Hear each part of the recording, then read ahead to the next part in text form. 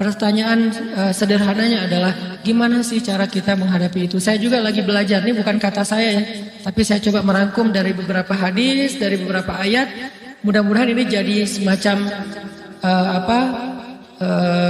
tips dari Allah, dari Rasul, cara kita supaya lebih sabar dalam menghadapi ujian, khususnya ujian perasaan. Pertama, saya mengambil dari hadis riwayat yang diriwayatkan dari Abu Hurairah, hadis Hasan.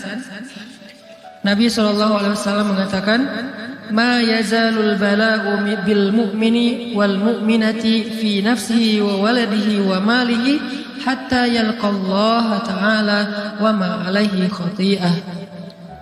Tidaklah seseorang selesai diuji, baik dia laki-laki orang yang beriman atau perempuan yang beriman, baik itu ujiannya terjadi pada dirinya atau melalui anaknya atau melalui hartanya, artinya ujian harta, ujian fisik, ujian perasaan, sampai dia bertemu dengan Allah dan dia tidak punya dosa.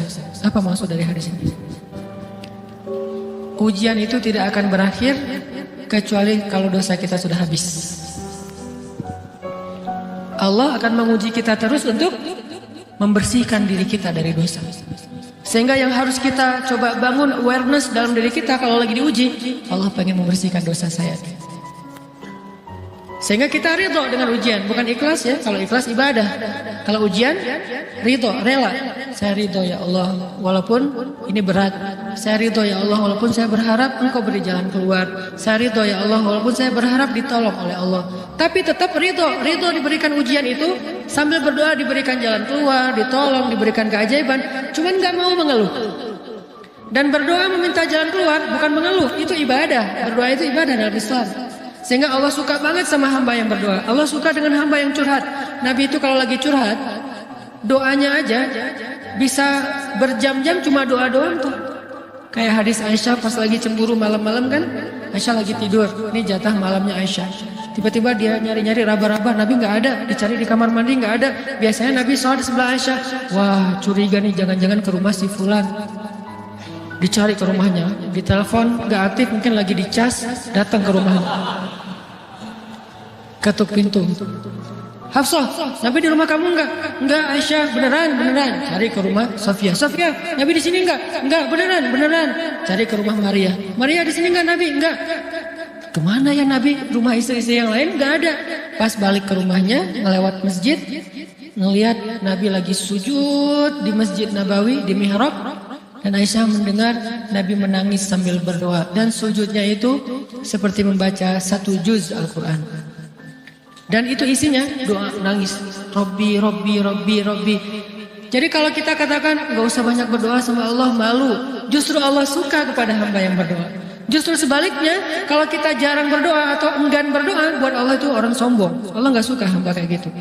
Kamu gak butuh saya, sama kayak kita lagi ada masalah, punya teman yang punya kelebihan harta, terus kita kayak bingung gitu nyari kesana kemari pinjaman, dia gak dikasih tahu. Pas dia tahu dari orang lain, dia ngomong apa? Kamu gak nganggap saya ya? Emangnya saya bukan teman kamu? Kok kamu punya masalah keuangan tapi saya gak dikasih tahu, malah saya tahunya dari orang lain? Tersinggung kan? Kalau teman kita aja tersinggung, apalagi Allah. Kamu punya masalah kok gak ngomong ke saya, wahai hambaku? Bukan berarti Allah gak tahu. Allah tahu, cuman Allah berhak, bukan ingin ya, berhak untuk dilibatkan. Allah berhak untuk dicurhatin. Allah berhak untuk dijadikan tempat kita untuk habis-habisan menangis dan melampiaskan masalah kita kepada Allah dalam bentuk curhat-curhat dan doa. Sehingga kalau kita berdoa, ya Rabbi, Allah langsung inni qarib, mendekat Allah kepada kita.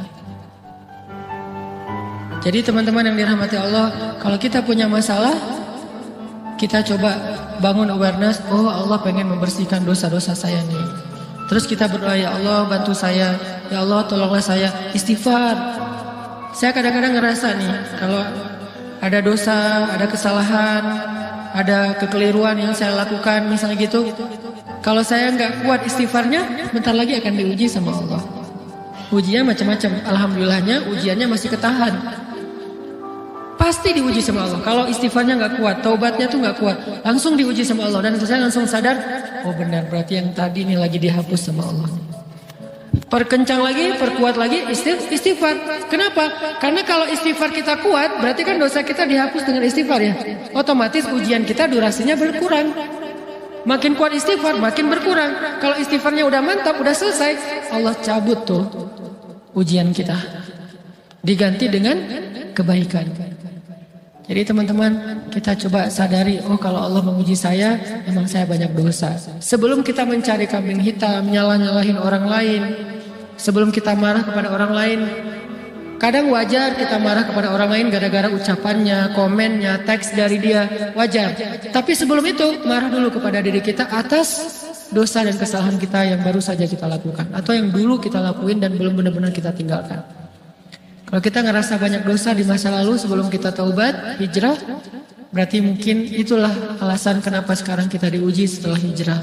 Kenapa agak-agak harus jungkir balik setelah kita hijrah? Kenapa harus sedikit berdarah-darah setelah kita hijrah? Anggap aja itu untuk mengkifarat, membersihkan dosa-dosa kita yang telah lalu. Supaya apa? Supaya kalau kita pulang kepada Allah, kita pulang dalam keadaan bersih. Dan itu pasti akan menjadi orang yang paling beruntung. Daripada nanti diberesin di akhirat, mending diberesin di dunia kan? Soalnya kalau diberesin di akhirat itu lebih berat. Akhirat itu perlakuannya beda dengan di dunia. Di dunia kalau kita salah akan dibalas oleh Allah. Kalau kita belum taubat, dibalas oleh Allah sama. Tapi di akhirat ukurannya beda. Sehingga heran ya, kalau ada orang yang merasa beruntung lolos dari hukuman dunia, dia pikir dia udah lolos dari hukuman Allah. Mending dia beresin deh di dunia daripada nanti di akhir berlarut-larut. Itu bahaya banget. Kalau buat saya pribadi dan saya yakin teman-teman juga kayak gitu, nggak mau ada masalah di akhirat, mending masalah di dunia aja. Tapi masalah di dunia juga kita nggak mau berlarut-larut, pengen cepat dimudahin sama Allah. Caranya istighfar. Tidaklah Allah memberikan kepada kita ujian kecuali salah satu alasannya pengen menghapuskan dosa. Idza kathurat dzunubul 'abdi walam yakun lahu min amalin liyukaffiraha fabtalahu Allahu bil hazan liyukaffiraha. Kalau seorang hamba banyak dosa dan dia nggak cukup amal untuk mengkifarat dosa-dosanya, Allah akan menguji dia dengan rasa sedih, dengan rasa kecewa, dengan rasa berat, sakit hati untuk mengkifarat dosa-dosanya. Itu yang kita bangun. Sehingga kalau ada masalah sama orang lain, kita memperbaiki diri dulu. Bukan sibuk dengan kesalahan dia terus-menerus yang gak mau kita maafin. Misalnya ada teman kita nih, jadi clash sama kita. Hal pertama yang kita bangun, astagfirullahaladzim, saya banyak dosa nih. Tapi kan yang salah dia, ya. Tapi mungkin dia nggak akan mengatakan kalimat itu, nggak akan bersikap kayak gitu kalau kita nggak punya dosa. Allah sengaja mengutus dia untuk memuji kita lewat kata-katanya, lewat perilakunya, karena kita punya dosa. Jadi penyebab pertama diuji itu bukan teman kita yang salah, itu penyebab kedua. Memang dia salah, dan itu harus kita akui, realistis lah. Dia salah, dia nggak pas, dia nggak bijak, dia apa? Oke. Tapi yang mentakdirkan dia salah kepada kita, Allah Subhanahu Wa Taala. Kenapa Allah takdirkan gitu? Karena kita masih punya banyak dosa. Allah kirim kita ujian, bisa manusia, bisa alam, bisa dalam diri kita sendiri. Itu semuanya adalah cara Allah untuk menguji kita dan membersihkan dosa-dosa kita. Ini yang kita bangun pertama. Yang kedua, kata Nabi di dalam hadis Bukhari, "May yuridillahu bihi khairan", yang terkenal kan yufaqihu fiddin, itu yang terkenal. Ternyata ada dua modelnya. Ada may yuridillahu bihi khairan yufaqihu fiddin. Siapa yang Allah pengen kasih dia kebaikan agama, kebaikan, Allah akan buat dia mengerti halal dan haram. Itu berarti Allah sayang sama dia. Ini satu model hadis. Ada model yang kedua, mirip redaksinya. May yuridillahu bihi khairan yusib min. Hadis Bukhari. Siapa yang Allah pengen ngasih dia kebaikan, Allah uji. Hah? Kok gitu caranya? Ternyata kayak gitu rahasianya. May yuridillahu bihi khairan, may yuridillahu bihi khairan. Siapa yang Allah pengen ngasih dia kebaikan, Allah kasih dia musibah atau ujian. Kenapa bisa seperti itu, Ustaz? Fa inna ma'al usri yusra, inna ma'al usri yusra. Seolah-olah Allah bilang di dalam ayat itu, kalau kalian mau dapat kemudahan, biasanya lewatnya kesusahan dulu. Kalau kalian pengen dapat keberuntungan, biasanya dapatnya kerugian dulu. Tapi keberuntungan dan kerugiannya pasti nggak sebanding. Keberuntungannya jauh lebih besar daripada kerugiannya. Kerugian itu kayak modal doang, DP. Jadi kalau kita mau dapat kejutan dari Allah, Allah kasih kita DP. DP-nya apa? Ujian. DP-nya musibah. DP-nya rasa nggak nyaman. Itu DP. DP terhadap apa? DP dari Allah terhadap hadiah-hadiah besar yang Allah pengen ngasih ke kita setelahnya. Cuman banyak orang yang menolak DP ini. Sama kayak kita misalnya. Kalau kita mau ngasih dia hadiah, kita kasih dia kayak kejutan dulu. Dia lagi ulang tahun nih, disiram air dulu. Setelah itu dikasih hadiah-hadiah yang mahal. Rela nggak disiram air demi hadiah? Rela, udah siramin lagi aja. Kalau setelahnya ada hadiah, yang kita nggak rela, kalau setelah disiram, disuruh bersih-bersih sendiri dan nggak dikasih apa-apa, kan nggak rela tuh. Berarti ini bab iman. Yakin nggak kalau Allah tetap ngasih hadiah? Kan sabar dan iman itu ternyata tahu aman, kembar. Kalau kita yakin Allah ngasih hadiah setelah ngasih kita DP ujian, ya kita akan sabar. Nggak apa-apa deh, ntar lagi mau dikasih hadiah, digini-giniin juga nggak masalah. Dibully, diapain sama Allah, biarin aja ya Allah saya sabar. Kan ntar lagi mau dikasih hadiah nih. Ini masalah yakin. Tapi kalau kita nggak yakin, apa sih maunya Allah gitu kan? Begitu kalimat ini keluar, maka yang muncul setelahnya adalah mengeluh, berputus asa, dan nggak akan sabar menghadapi ujian. Ujian, kata Nabi, may yuridillahu bihi khairan, siapa yang Allah pengen kasih hadiah, siapa yang Allah pengen kasih kejutan, siapa yang Allah pengen kasih pertolongan, siapa yang Allah pengen kasih kebaikan, yusib min, Allah akan uji dia dulu. Ini sunnatullah. Sehingga kalau kita lagi diuji, yang kita lihat jangan ujiannya, apa setelah itu. Gimana ngelihatnya Ustaz? Nggak kelihatan. Dengan mata hati. Istafti qalbak, tanya kepada hatimu, kelihatan nggak? Dengan mata hati. Gimana ngelihat dengan mata hati? Dengan iman. Saya percaya Allah pasti ngasih kebaikan setelah ini. Orang Allah sendiri yang ngomong, nggak ada satu huruf pun di Al-Quran yang salah, apalagi satu ayat, apalagi dua ayat. Fa inna ma'al usri yusra, ditegesin lagi. Inna ma'al usri yusra. Tapi usr dulu, baru yusr. Dikasih kesusahan sedikit, dikasih kemudahan yang banyak. Dikasih kesusahan sedikit, dikasih kemudahan yang banyak. Ini yang kita coba bangun tajdidul iman, bangun memperbaharui yakin. Sehingga ketika kita diuji, sedih, wajar. Mengaduh sedikit, bukan mengeluh ya. Kalau mengeluh kan nyalahin Allah. Kalau ngaduh, yang namanya orang dicubit kan, itu ngaduh. Tapi kalau apa sih maunya Allah? Nah itu ngeluh. Antara mengadu dengan mengeluh berbeda. Mengadu itu manusiawi. Sedih itu manusiawi. Air mata bahkan bukan hanya manusiawi, itu rahmat dari Allah. Orang yang nggak bisa menangis itu yang bahaya. Kalau kita masih bisa menangis, berarti kita masih peka hatinya. Bukankah anak kecil paling sering menangis? Berarti hatinya peka. Siapa lagi setelah ini anak kecil yang paling sering menangis? Cewek. Cowok itu emang gak punya perasaan, makanya jarang nangis. Cewek dikit-dikit nangis, jangan bilang, cemen banget sih nangis, apa, cengeng apa. Enggak, karena dia perasaannya lebih peka dari kita. Itulah kenapa Allah menitipkan bayi kepada perempuan. Kalau dititipin ke laki-laki, hancur. Di balik kepekaan perempuan, di balik sensitifnya perempuan, di balik perasaannya yang luar biasa, di situ Allah Subhanahu wa taala menitipkan amanah, dia yang paling baik dalam merawat bayinya. Perempuan secara umum mungkin lebih banyak bicara daripada laki-laki ya. Walaupun ada orang yang perempuan pendiam banget, ada yang nggak ngomong sama sekali, misalnya diem-diem aja, ada. Tapi secara umum perempuan lebih banyak berucap daripada laki-laki. Emangnya ini kekurangan? Bukan. Ini kelebihan. Kalau dia berikan itu dalam hal yang tepat. Apa yang tepat? Mendidik anak. Justru karena perempuan banyak ngomong, lebih baik dalam mendidik anak daripada laki-laki. Laki-laki itu kurang mendidik, kurang mengedukasi kepada anak dengan usia tertentu karena dia jarang memahamkan. Salah hanya marah, salah hanya ditegur. Kalau ibunya jelasin, nah gini sebelum tidur ibunya yang ceritain banyak cerita. Saya sendiri ngalamin. Sering mana seorang ayah sama ibu interaksi sama anak dalam bentuk verbal. Sering ibu. Jadi menangis itu rahmat dari Allah. Nggak apa-apa, nangis aja. Dan itu tidak disebut mengeluh. Kamu kok nangis? Kan orang Islam harus sabar. Emangnya nangis dengan sabar itu bertolak belakang?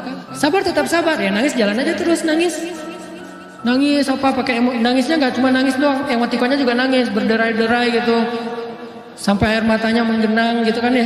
Boleh lah. Ditambah lagi dengan visual menangisnya. Posting bahwa dia lagi tertusuk duri. Dengan postingan kaktus atau apalah, dia pengen share ke semua orang bahwa saya sedang sedih, sehingga nanti ketika ada orang yang menghibur dia dengan sedikit kata-kata yang sabar ya segala macam, wah makin berderai-derai. Itu belum jadi, kecuali dia keluarkan kata-kata mengeluh, baru dia disebut orang yang banyak mengeluh, berputus asa. Kalau mengaduh wajar, walaupun ada nabi udah diuji berat nggak mau mengaduh, apalagi ngeluh. Zakaria digergaji, mengadu aja enggak.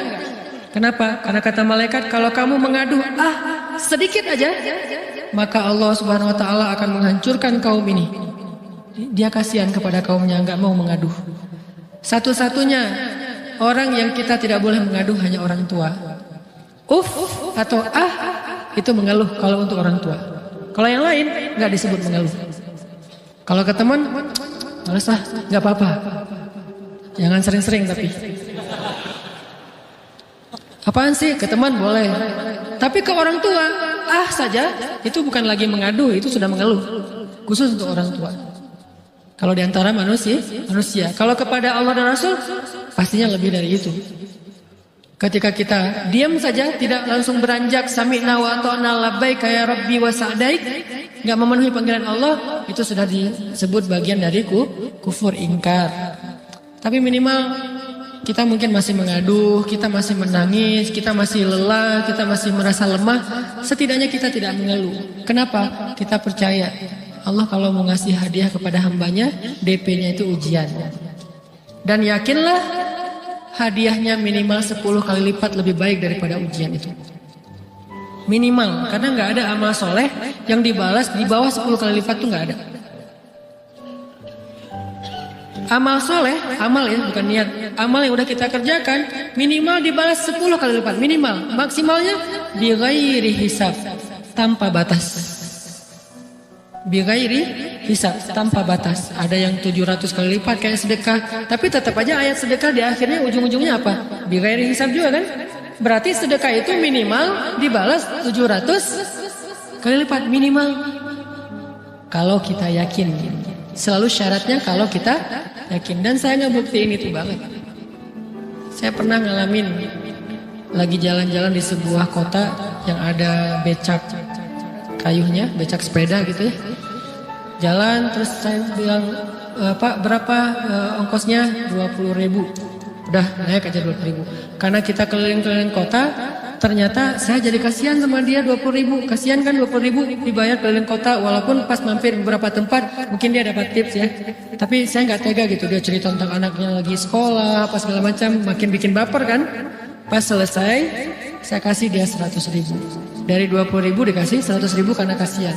Dan saya yakin nggak mungkin sedekah itu sia-sia. Kan Nabi bersumpah kan, demi zat yang jiwaku di dalam genggamannya, tidak berkurang harta karena sedekah. Demi Allah kata Nabi, nggak berkurang harta karena sedekah. Berkurang harta karena belanja? Ya. Berkurang harta karena pacaran? Banget. Modal banget kan? Apalagi buat cowok.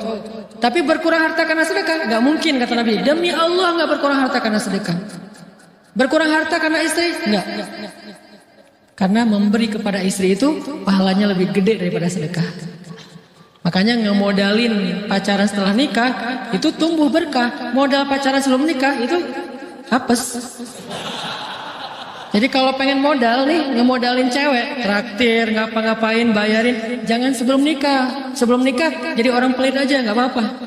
Tapi setelah nikah jor-joran ngasih, apalagi yang, bayarin semuanya. Kenapa? Pahalanya lebih gede daripada sedekah. Bahkan lebih gede daripada infak fi sabilillah. Seorang suami memberi nafkah istri, itu pahalanya terkadang lebih besar daripada kita berinfak untuk fi sabilillah, untuk korban perang. Saya heran kalau ada orang sedekahnya rajin tapi ke istrinya kikir, aneh, berarti dia nggak ngerti konsep. Padahal memberi kepada istri itu selama itu kebutuhan pokok ya, dan sedikit entertain, nggak apa-apa asal nggak berlebihan, itu luar biasa. Makanya saya kalau jalan sama istri yang yang mana itu yang Uni suka, oh ya Uni suka, kasih aja, kenapa minta ini, kasih selama ada kan, kenapa nggak dikasih kan ya, nanti Allah ganti. Makin rajin kita ngebayarin istri kita, ngebelanjain istri kita, makin Allah ngasih yang kita nggak pernah duga-duga, sampai istri kita cemburu sama kita. Kok kamu duitnya banyak banget sih? Kan gara-gara aku sering ngasih ke kamu. Ya udah sini lain lagi, mau ditransfer berapa gitu kan ya. Saya ngasih 100.000 ke si bapak, dan saya yakin teman-teman sedekahnya pasti lebih dari itu, karena 100.000 saya sebut. Kalau 1 juta ke atas saya nggak mau nyebut, malu dong, ria ya.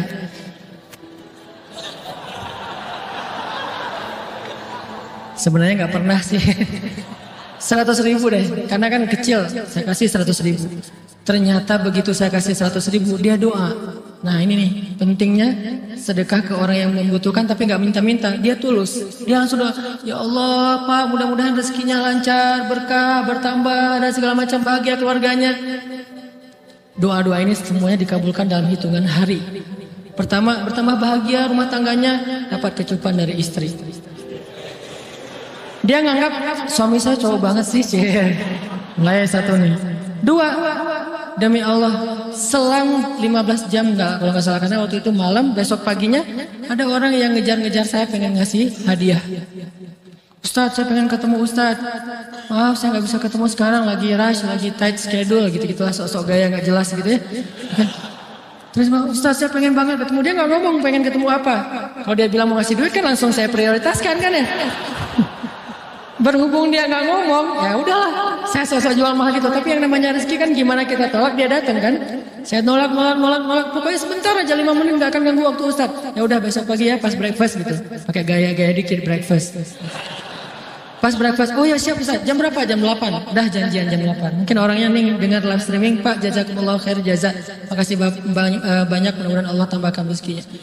Terus beliau besok mau flight ke luar kota jam 8. Akhirnya ngubungin lagi malamnya, Pak Ustadz maaf nggak bisa ketemu besok karena saya jam 8 itu jadwal terbang. Oh ya udah nggak apa-apa, seneng dong saya nggak jadi ketemu kan. Tahu gitu kan nyesel saya tuh, seneng. Besok pagi jam 6, Pak Ustadz alhamdulillah ternyata penerbangan saya di delay ke jam 11. Allah delay penerbangannya demi ngasih rezeki buat saya. Kan luar biasa kan? Nah ini hikmah kepedean saya, kegeeran kepada Allah gitu. Di delay demi saya. Kan kadang-kadang GR ya di depan Allah ya. Rabbi akraman kan gitu ayatnya. Allah memuliakan saya dengan istighfar tetap. Akhirnya saya bisa ketemu Ustaz. Saya nggak baca WA-nya, terlambat baca, baru baca jam 8. Dia udah mulai agak putus asa. Kayaknya udah gak mungkin ketemu nih. Jam 8 pas saya baca, ternyata orangnya nggak di delay. Udah saya balas, ya udah sekarang saya tunggu ya jam 9, maaf cuma sebentar, nggak apa-apa Ustaz 5 menit. Datang dia, datang ngasih apa? Ngasih duit 200 juta. Demi Allah, cuman berselang beberapa jam saya tolak-tolak. Tahu gitu Pak, datang malam ini aja.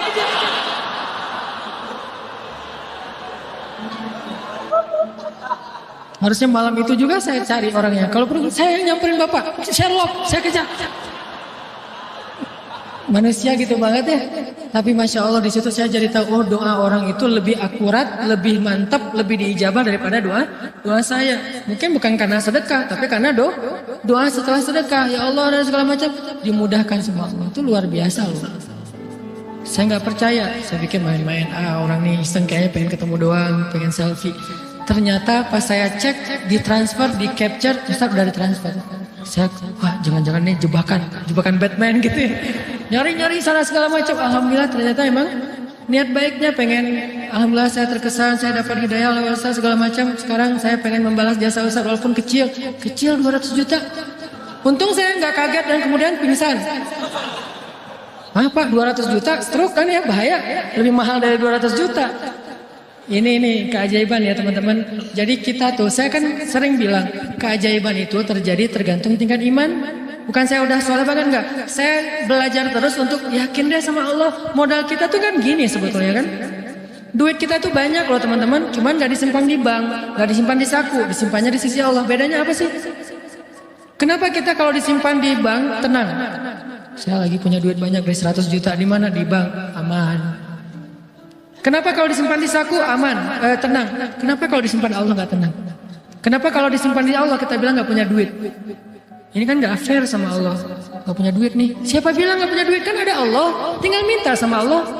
Tapi nggak ada wujudnya. Tapi kan ada janjinya. Bukankah janji Allah lebih kuat daripada wujud? Bukankah iman harusnya lebih mantap daripada sesuatu yang konkret yang kita lihat? Ada duitnya di sisi Allah. Kenapa nggak dikasih? Karena kita belum butuh. Kalau kita yakin duit kita itu ada di Allah, tapi dikasihnya pas kita butuh. Begitu butuh ya Allah, langsung dikasih sama Allah.